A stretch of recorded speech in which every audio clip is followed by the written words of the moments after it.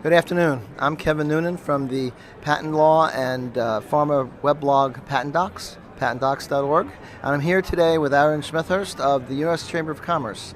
And we're at the Bio Buzz Center at Bio 2012 in Boston. Aaron's going to talk to us today about some efforts the Chamber is making to explain and to investigate the role of IP in our lives and our economy. First, the economy. Tell us what you're doing about jobs.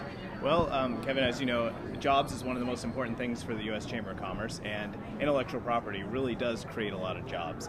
We just finished a study that's called IP Creates Jobs, and it's a state-by-state study of the different sectors and the different jobs that are created, both directly by intellectual property, companies that have intellectual property, and companies that are associated with those jobs. And it turns out that there's about 55 million jobs in the United States that are dependent on intellectual property. That's great. How about Massachusetts? We're here in Boston. What kind of jobs are here? Yeah, well, actually Massachusetts is one of the really dependent states on intellectual property. There's 1.3 million jobs in Massachusetts alone just related to IP, including the really robust biotech sector, of course. Great. Now this is not just for biotech, though, correct? No, this is all sorts of intellectual property jobs, from entertainment to biotechnology to trademarks and brand names. And you hear people today will talk sometimes about IP or patents in particular inhibiting innovation or making things more expensive. And what do you say to that? Well, I'm glad you asked that question because we're actually in the middle of doing a campaign right now called IP Delivers. And the most important thing about IP Delivers is showing that IP is really a facilitating environment for creating new technology and bringing it to the market rather than a barrier. So IP Delivers is the website that we've set up is an educational resource which provides graphics and descriptive policy documents on what IP is. I'm sure maybe with your blog you probably get some questions on what differentiates a patent from copyright, for example. Exactly, and there's way different terms. For example, copyright is very much longer than patent term, which is usually 20 years from filing. And then, of course, as you know, the patent disclosure and the invention becomes available to everyone freely. And I think many people don't know that. Yeah, that's exactly right. And IP Delivers, for our audience, we're trying to not reach out to experts in the field, which is probably more where you're aimed. We're looking at people who don't know a lot about intellectual property. So one of the things that we've done is we designed a kitchen, and we've shown elements of a kitchen that contain patented copyrighted material and trademark material to show what really the different things are. So for example, we have a blender and say, some of the blade design and some of the inner mechanics may be patented. There's a cooking magazine on the table, and some of the pictures and the stories in there are going to be copyrighted. So we really show the kitchen and give people an example of how IP is really there in their daily lives. Everybody will get a message like that better if they actually have people talking about it. Have you actually gone out and talked to people who are involved in IP protection?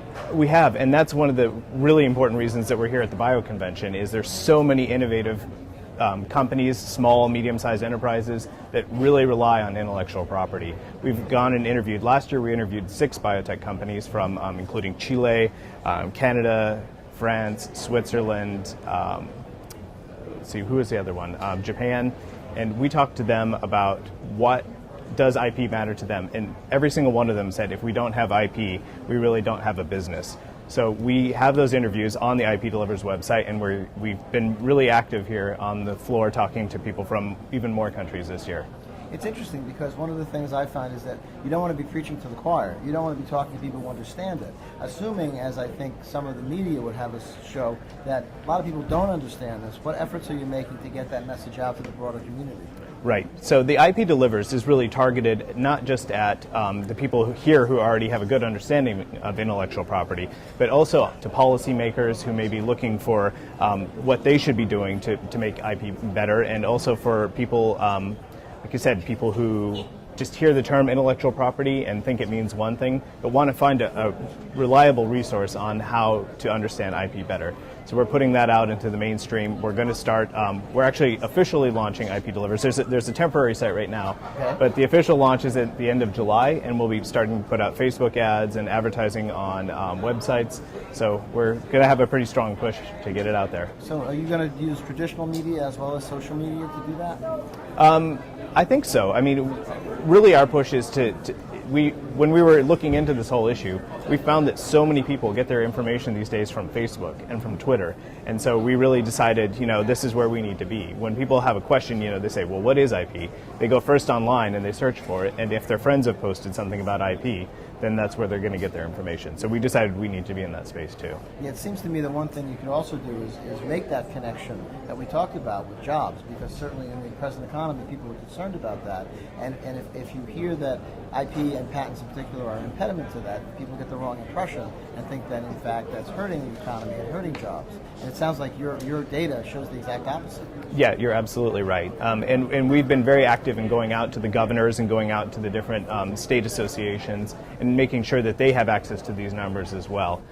When we released the IP Creates Jobs study, we actually had 3 senators come and talk about the importance of IP to their states. And that was from biotech, agriculture, entertainment industry. So I think that the message is getting out there, and we're really happy to help provide the data which supports those messages. In addition to the public, are you doing anything? You mentioned senators. Are you doing anything in Congress on the Hill to make them aware? Because, of course, we just had the American Invents Act, which is a patent reform measure that passed 2 years ago. And obviously there's a lot of interest in the Hill on patenting and IP in general. What are you doing in Congress, for example? We're really active in Congress. We have regular briefings with members of Congress who are interested in IP. There's an IP caucus that we're involved with. There's specific senators who are very involved in the Judiciary Committee, who are also involved in what we do. We work with the staff members a lot too to help keep them up to date on the things that businesses really need to continue to create great IP jobs. And you find they're receptive? They are. I think everybody, both on both sides of the House and both houses, recognize that IP really is not a partisan issue, but is something critical to the entire United States and to the world. Well, thank you, Aaron. It's been fun speaking with you Yeah. today. Thank you very much. Thanks.